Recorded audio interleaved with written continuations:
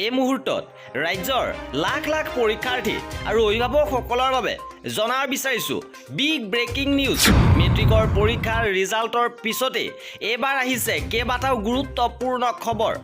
মেট্ৰিকৰ ৰিজাল্টৰ পিছতে এবাৰ উচ্চতৰ মাধ্যমিক ৰিজাল্টৰ দিন ঘোষণা হৈছে। ইপিনে মেট্ৰিক উত্তীৰ্ণ ছাত্ৰ ছাত্ৰীক দিয়া নহ'ব প্ৰমাণপত্ৰ।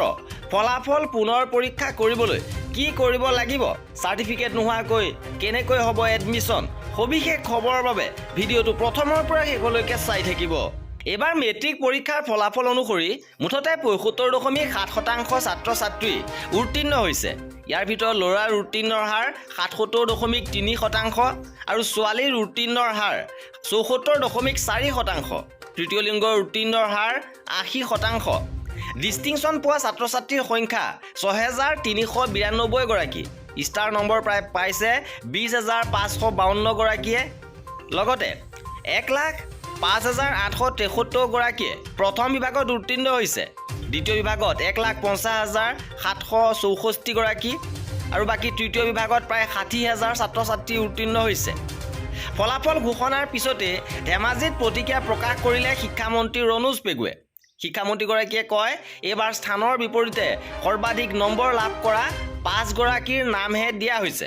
ইপিনে মেট্ৰিক পৰীক্ষাৰ ফলাফলৰ পিছতে এইবাৰ উচ্চতৰ মাধ্যমিক ফলাফলৰ সময় ঘোষণা হৈছে যে মে' মাহৰ প্ৰথম ভাগত ঘোষণা কৰা হ'ব উচ্চতৰ মাধ্যমিকৰ ফলাফল। এই মন্তব্য কৰিছে শিক্ষামন্ত্ৰী ডাক্তৰ ৰণোজ পেগুৱে। ইপিনে মেট্ৰিক উত্তীৰ্ণ ছাত্ৰ ছাত্ৰীক দিয়া নহ'ব প্ৰমাণপত্ৰ।